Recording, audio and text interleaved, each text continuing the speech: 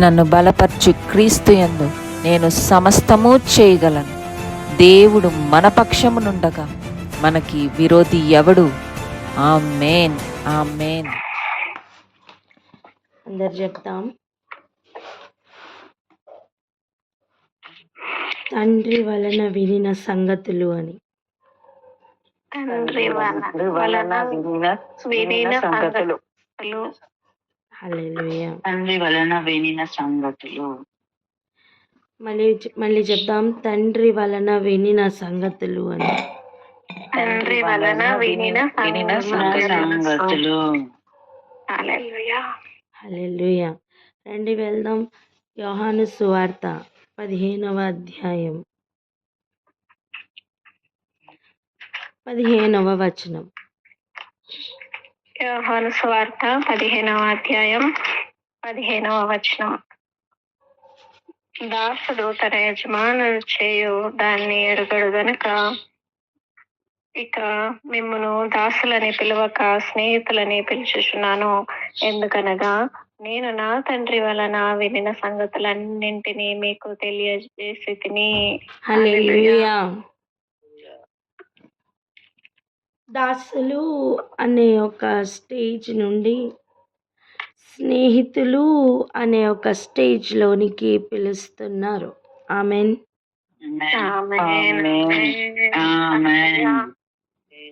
చూడండి, ఆయన స్నేహితులు అని పిలుస్తున్న సమయం మనం కొన్ని విషయాలను అర్థం చేసుకుందాం. గడిచిన కొన్ని దినాల నుండి మనం పిలుపును, ఏర్పాటును గురించి వింటున్నాం. ఈ సంవత్సరం యొక్క వాగ్దానం కూడా ఒక అపాయింట్మెంటే. దీనిని ఆనుకునే చెప్తున్నారు. మీరు ఏర్పరచుకోలేదు, నేను ఏర్పరచుకున్నానని చెప్తున్నారు. ఈ ఏర్పాటుతో మాట్లాడుతున్నప్పుడే కనెక్టెడ్ వర్స్ ఇది. సో ఇప్పుడు మనం ఎలా చదువుదాం అంటే 15, 16 కలిపి చదువుదాం. హల్లెలూయా. యోహాను సువార్త 15వ అధ్యాయం 15, 16 వచనములు. దాసుడు తన యజమానుడు చేయు దానిని ఎరగడు గనక ఇక మిమ్మల్ని దాసులని పిలువక స్నేహితులని పిలుచుచున్నాను. ఎందుకనగా నేను నా తండ్రి వలన వినిన సంగతులన్నీ మీకు తెలియజేసి తిని. మీరు నన్ను ఏర్పరచుకొనలేదు. మీరు నా పేరిట తండ్రిని ఏమి అడుగుదురో అది ఆయన మీకు అనుగ్రహించినట్లు మీరు వెళ్ళి ఫలించుటకును మీ ఫలము నిలిచి ఉండుటకును నేను మిమ్మల్ని ఏర్పరచుకొని నియమించి తిని. హల్లెలూయా. ఇప్పుడు చూడండి, ఎవరైనా ఒక ఉద్యోగంలోనికో లేకపోతే పనిలోనికో చేర్చుకుంటున్నారనుకోండి. యజమానుడికి పనిలోనికి చేరిన వారు ఏమవుతారు? దాసులు అవుతారు. ఇక్కడ క్లారిటీతో చెప్తున్నారు, మిమ్మల్ని పనిలో పెట్టుకుంటున్నది దాసులుగా కాదు అని. ఆమేన్. లోకంలో అయితే పనిలో పెట్టుకునేటప్పుడు దాసులు అని పనిలో పెట్టుకుంటారు. కానీ దేవుడు దాని నుంచి దాస్యత్వంలో ఉండడం దేవుని చిత్తం కాదు, స్నేహితులుగా ఉండడం దేవుని చిత్తం. హల్లెలూయా. హల్లెలూయా. ఎంతమందికి అర్థమవుతుంది ఈ లెవెల్? హల్లెలూయా. హల్లెలూయా. ఇక్కడ స్తుతించకుండా ఆగలేం. ఇక్కడ ఆయన్ను మనం ఘనపరచకుండా ఉండలేం. ప్రార్థన చేద్దాం. మన మధ్యలో ఫ్లోరెన్స్ ఆంటీ ప్రార్థన అందుకోండి. హల్లెలూయా.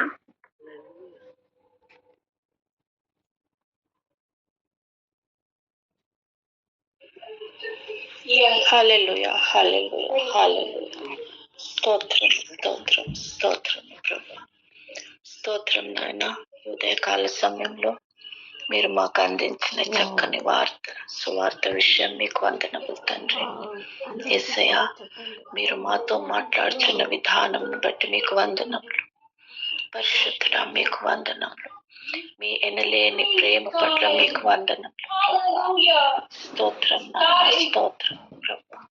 యేసయ్యా, ఇదిగో నాయన ఈ ద్రాక్షవల్లి తీగలలో మరి ప్రభా మేము ఇముడున్నట్లు, మీ మాటలు మాలో మేము మీలో ఉండున్నట్లు మీరు మమ్మల్ని తయారు చేయించిన విధానం బట్టి మీకు వందనములు ప్రభా.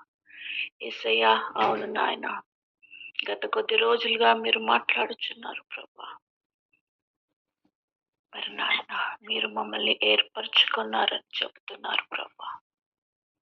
ఎంతటి వారమైనను మీ కృపలో మీ ప్రేమలో మమ్మల్ని గుర్తు చేసుకుంటూ ప్రతిరోజు మాతో మాట్లాడుతూ మమ్మల్ని బలపరుస్తూ ముందుకు తీసుకొని తండ్రి మీకు వందనములు. ఆ శక్తి చాలదు నాయన, నీ వాక్యంలో నుండి మేము సారం అందుకొని బలము పొందుకుంటూ మరి ప్రభా ముందుకు సాగుతుంటుండగా నాయన యేసయ్యా, ఇదిగో ప్రభా మాతో ఉండి మమ్మల్ని నడిపించమని వేడుకొంచుంటున్నాను. ఈ రోజు మీరు మాకు అందించిన వాక్యం పట్ల మీకు వందనములు. అలాగుననే మేము అభివృద్ధి పొంది మరి ప్రభా రోమీయులు 11లో మీరు వ్రాసిన ప్రకారంగా సారం అందుకొని ప్రభా యేసయ్యా బలపడుటకు సహాయం చేయమని చిన్న ప్రార్థన యేసు నామములో వేడుకొంచుంటున్నాము తండ్రి. ఆమేన్. ఆమేన్. మనల్ని దాసులుగా ఉండుటకు ఆయన పిలుచుకోవట్లేదు. మనల్ని దాసులుగా ఉండుటకు ఆయన ఏర్పరచుకోవట్లేదు. మనల్ని ఆయన స్నేహితులుగా ఉండుటకు ఏర్పరచుకుంటున్నారు. నీ స్నేహితుడిని నువ్వు ఏర్పరచుకోవడానికి నీ ఇంటిలో నీకు ఎలాగైతే స్వాతంత్ర్యం ఉందో, ఆయనకి కావలసిన వారిని స్నేహితులుగా పెట్టుకోవడానికి, పిలుచుకోవడానికి, ఏర్పరచుకోవడానికి భూమి మీద ఆయనకు అధికారం ఉంది. తండ్రి అయిన దేవుడు భూమి మీదకి పంపించేటప్పుడు 2 విషయాల కొరకు పంపుతున్నారు. మొదటి రాకడలో 2 విషయాల కొరకు భూమి మీదకు పంపించారు. ఒకటి, తండ్రి యొక్క కుడి పార్శ్వమున అధికారపూర్వకంగా కూర్చోవడానికి, కావలసిన అర్హతను సంపాదించుకోవడానికి. 2, ఆయనకి కావలసిన వారిని స్నేహితులుగాను, ఇంకొక మాటలో చెప్పాలంటే ఆయనకు భార్యగా ఉండవలసిన సంఘమును ఏర్పరచుకోవడానికి. ఈ 2 కార్యాలు ఆయన చేయడం కోసం ఫ్రీ విల్తో, పూర్తి అధికారంతో ఆయన చేయడం కోసం మొదటి రాకడలో భూమి మీదకి పంపబడ్డారు. ఎంతమందికి అర్థమవుతుంది? హల్లెలూయా. కనుక ఆయన ఎలాగైతే 33.5 సంవత్సరాలు బ్రతికి 3.5 సంవత్సరాలు పరిచర్య చేసి ఇది ఇలా బ్రతకాలి అని, ఇది నా మార్గం అని చూపించి, సత్యం అంటే ఏంటో అసత్యంలో మగ్గిపోయిన లోకానికి చూపించి, మరణం మాత్రమే శాసిస్తున్న లోకంలో జీవాన్ని పరిచయం చేసి, ఇక ఆయన ఆరోహణమై వెళ్ళిపోవాలి, అధికారపూర్వకంగా తండ్రి దగ్గరికి వెళ్ళిపోవాలి. కానీ ఆయన కొంతమందిని ఏర్పరచుకొని, అది జగతుత్పత్తికి ముందే ఒక్కొక్కరి పట్ల ఒక్కొక్క ప్రణాళిక కలిగి ఆయన ఏర్పాటును ఇప్పుడు నిశ్చయం చేస్తూ ఇక అన్ని కార్యాలు చేయడానికి గల కారణం ఇది తండ్రి చిత్తం. చెప్పండి, ఇదేంటి? హల్లెలూయా. అందుకే ఇప్పుడు ఏమంటున్నారు తెలుసా? మిమ్మల్ని మొట్టమొదటిగా స్నేహితులు అని పిలుస్తున్నారు. ఒకరు అపాయింట్మెంట్ ఇచ్చినప్పుడు ఎవరిని కూడా స్నేహితులు అని పిలవరు. ఈ లోకంలో జరుగుతున్న సంగతులు ఒకసారి ఆలోచించండి. ఒక స్నేహితుడైన వాడు ఒకరికి ఉద్యోగంలో చేర్చుకున్నాడు అనుకుందాం. నిజానికి ఉద్యోగంలోనికి వెళ్ళక ముందు ఇద్దరు స్నేహితులై ఉండొచ్చు. కానీ ఉద్యోగంలోకి వెళ్ళిన తర్వాత జీతం ఇస్తున్నవాడు జీతం తీసుకొనితున్న వానిని స్నేహితుడు అని పిలుస్తున్నా సరే స్నేహితుడుగా చూడలేడు. ఎందుకు? యజమానుడు గనుక ఏ పాయింట్లోనైనా సరే దాసుడు అనే లెవెల్లో చూస్తాడు. సహదాసులతో పాటు సమానంగా స్నేహితులను చూసే అవకాశం లేకపోలేదు. నువ్వు డ్యూటీలో ఉన్నంత వరకు నువ్వు నాకు కింద ఉండి దాసుడుగా పనిచేయి. నువ్వు డ్యూటీ అయిపోయిన తర్వాత నువ్వు నాకు స్నేహితుడివి అంటారు. అవునా కాదా? ఇది ఈ లోకంలో జరుగుతున్న సంగతి. కానీ హెవెన్లీ ఫ్రెండ్షిప్ అది కాదు. హల్లెలూయా. ప్రతి ఒక్కరికి జీతం సిద్ధపరిచానని చెప్పిన దేవుడు ఏర్పాటులోనికి పిలుస్తున్నప్పుడు మాత్రం, ఏర్పరచుకున్న వారి నిమిత్తం పలుకుతున్నప్పుడు మాత్రం, నిన్ను నియమిస్తున్న సమయం, ఆయన పిలుస్తున్న పిలుపు స్నేహితులు. నేనేమంటున్నా తెలుసా? బయట ఉన్నంత వరకు నువ్వు దాసుడు, కానీ పనిలోనికి వస్తున్న సమయం నువ్వు స్నేహితుడు. హల్లెలూయా. ఎక్కడుందండి ఇటువంటి స్నేహం? నువ్వు అనవసరమైన స్నేహాలు కోరుకొని పడిపోతున్నావు నాన్న. నువ్వు అనవసరమైన వారి వద్ద నుండి స్నేహాన్ని కోరుకొని ఓడిపోతున్నావు, మోసపోతున్నావు.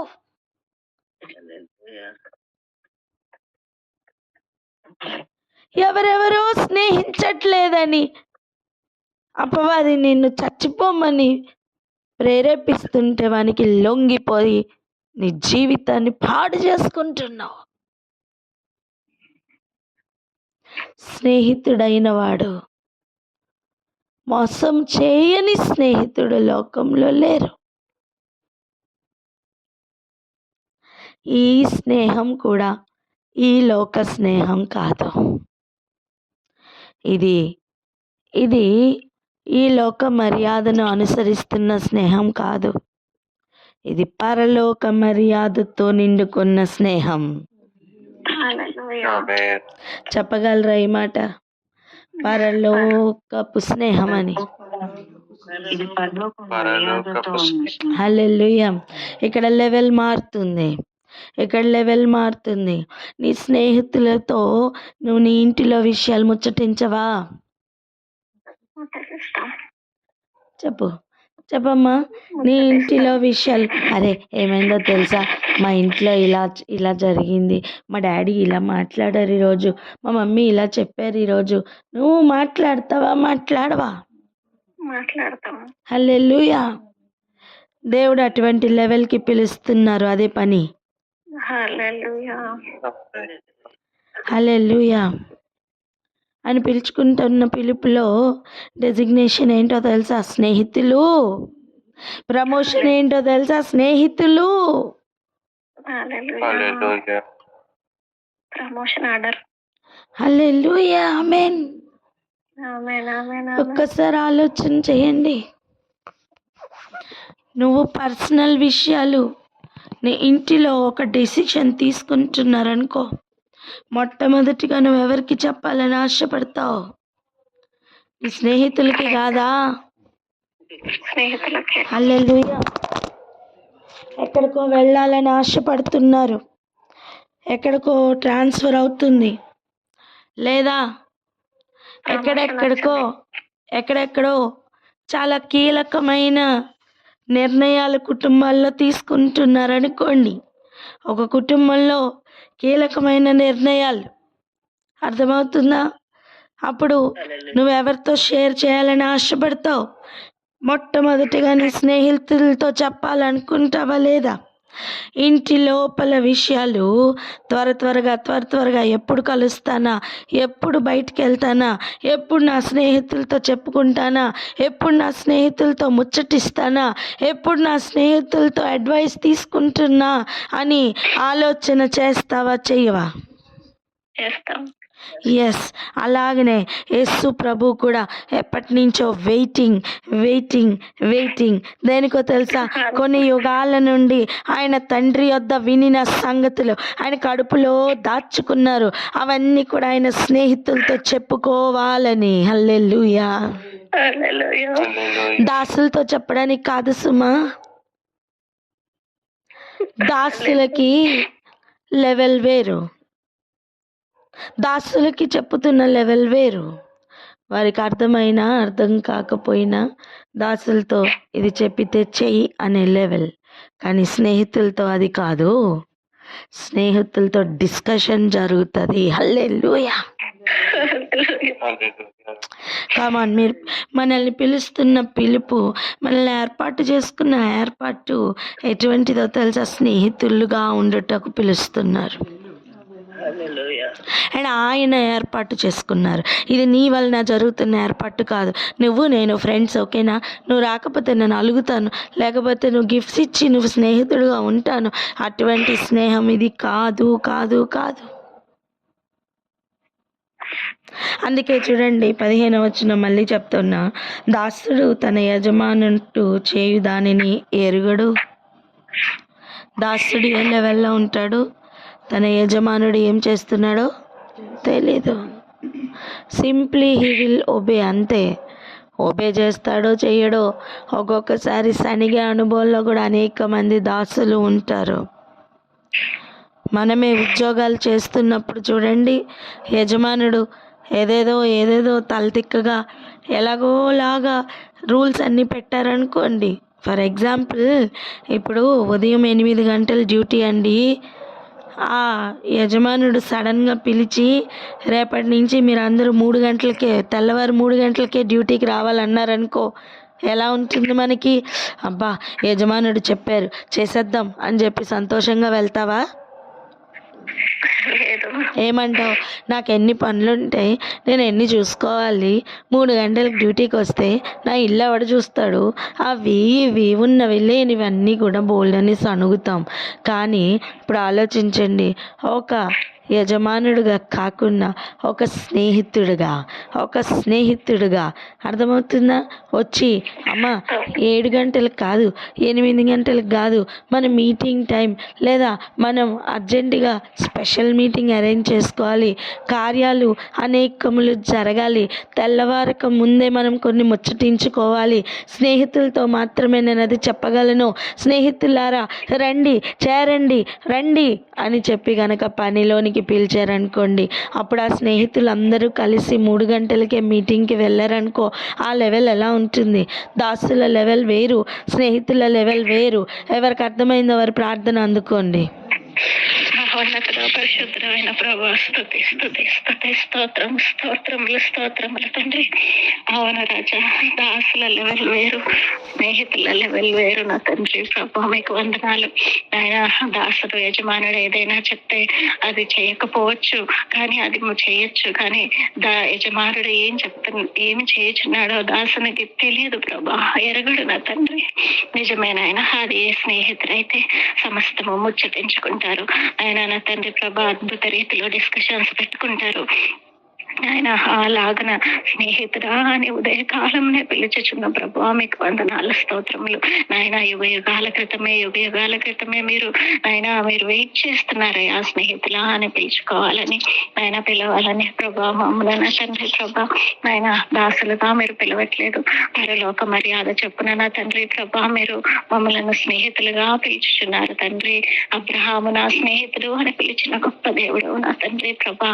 అబ్రహాము స్నేహితుడు సాక్షిగా ఎలాగను నడిచాడో అలాగన నా తండ్రి ప్రభా మేము కూడా నడవాలని నాయన నా తండ్రి మీ రక్తం పెట్టుకొనినటువంటి సంఘమును నాయన స్నేహితుల లెవెల్లో మీరు చూస్తున్నారు నాయన. మీరు తండ్రి వలన వినిన సంగతులన్నీ కూడా మాకు తెలియచేయాలని దాసుల స్టేజ్ లో ఉండేటువంటి విధంగా మమ్మల్ని పిలవలేదు నా తండ్రి. స్నేహితుల లెవెల్లో మీరు పిలుస్తుండగా నా ప్రభా ఆయన ఎంత గొప్ప దేవుడు నా తండ్రి. ఈ లెవెల్ మా జీవితాన్ని మార్చేటువంటి గొప్ప లెవెల్ నా తండ్రి ప్రభా.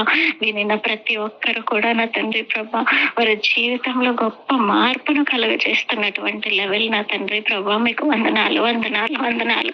ఇలా ఒక స్నేహము నా తండ్రి ప్రభా ఎక్కడైనా మోసం చేస్తుందేమో, ఎక్కడైనా ఓడిపోతామేమో, ఎక్కడైనా మోసపుచ్చపడతామేమో, కానీ నా తండ్రి ప్రభా ఇది మీ ఏర్పాటులో ఉన్నటువంటిది, మీ యొక్క నియమంలో ఉన్నటువంటిది, మీరు పిలుస్తున్నటువంటి గొప్ప పరలోకపు పిలుపై ఉన్నది, ఈ గొప్ప పరలోకపు స్నేహమై ఉన్నది నా తండ్రి ప్రభా. మీకు వందనాలు. ఈ హెవెన్లీ ఫ్రెండ్షిప్ కై కోట్లాది స్తోత్రములు వేలాది వందనములు సమర్పించుకుంటూ నాయన బయట ఉండేటువంటి దాసులుగా కాక పనిలోకి వస్తున్నటువంటి వారందరూ కూడా నాయన స్నేహితులుగా మీరు పిలుస్తుండగా నాయన ప్రతి ఒక్కరము నీ పనిలో నిమగ్నమై నాయన స్నేహితుల వలె మీతో ముచ్చటిస్తూ నాయన నా తండ్రి ప్రభా మీరు చెప్పినదంతయో చేస్తూ మీ స్పెషల్ మీటింగ్స్ లో అన్నిటిలోనూ పాల్గొంటూ ఆయన మీకు స్నేహితుల వల్లే ఉండేటువంటి మహాకృపను అనుగ్రహించినందుకు వందనాలు సమర్పించుకుంటూ యేసయ్య పరిశుద్ధమైన నామంలో మిక్కిలి వినయంతో ప్రార్థించి పొంది ఉన్నాము తండ్రి. ఆమేన్ ఆమెన్ ఆమెన్ ఆమెన్.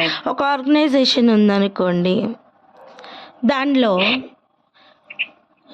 దాసులుగా పిలువబడిన వారు చేస్తున్న పనికి స్నేహితులుగా ఉన్నవారు బోర్డ్ మెంబర్స్గా ఉండి ఆపరేట్ చేస్తూ ఉన్నవారు చేస్తున్న పనికి ఖచ్చితంగా వ్యత్యాసం ఉంటుంది. దాసులైన వారు చూపిస్తున్న నమ్మకత్వం, స్నేహితులైన వారు చూపిస్తున్న నమ్మకత్వంలో వ్యత్యాసం ఉంటుంది. అవునా కాదా? దాసుడుగా ఉన్నవాడు బాధ్యతతో చేస్తాడని నమ్మకం లేదా, కానీ స్నేహితుడు కలిసి పార్ట్నర్స్గా పెట్టుకున్న ఆర్గనైజేషన్ని చాలా నిబద్ధతతోనూ చాలా అంటే నష్టాన్ని కూడా షేర్ చేసుకుంటున్న అనుభవంలో ఆ స్నేహితులు ఉంటారు. హల్లెలూయా హల్లెలూయా. అండ్ చూడండి, వారు ఇప్పుడు 3 గంటలకే ఒక అఫీషియల్ మీటింగ్ పెట్టారనుకోండి, they know the purpose and the importance of the time. ఆమెనని చెప్పరా? ఇప్పుడు దాసులు ఇష్టంతో పరిగెట్టుకుని వస్తారా, స్నేహితులు ఇష్టంతో పరిగెట్టుకుని వస్తారా? స్నేహితులే ఇష్టంతో పరిగెత్తుకుంటారు. హల్లెలూయా. స్నేహితుల లెవెల్ అలా ఉండాలి. ఆమెన్. రెండవది నువ్వు ఉద్యోగం టైం ఎప్పుడు కూడా ఎప్పుడైపోతుందా అని చూసుకుంటాం ఒక ఉద్యోగానికి వెళ్తే. అవునా? 7 to 3 డ్యూటీ అనుకోండి, 3 ఎప్పుడు అవుతుందా అని చూసుకుంటాం. అవునా కదా? చెప్పండి. అవునా కదా? అవునా కదా? వాస్తవంగా యథార్థంగా ఒప్పుకోమ్మా. అవునా కదా? అవునా కదా? కానీ స్నేహితులతో ఉన్న సమయం అనుకో, 7 to 3 డ్యూటీ అయిపోతుంటే 3 అయిపోతుంటే అయ్యో అప్పుడే అయిపోతుందా, అయ్యయ్యో అప్పుడే అయిపోతుందా, ఇంకొంచెం సేపు ఉంటే బాగుండును అనిపిస్తుంది. ఈరోజు నీకు నువ్వే క్యాలిక్యులేట్ చేసుకొని స్థితి ఎక్కడుందో, ఎలా ఉందో, దేవునితో కలుసుకుంటున్న సమయం అయిపోతే బాగుండు అనుకుని ఉంటే నువ్వు దాసుడు లెవెల్లో ఉన్నావు నాన్న.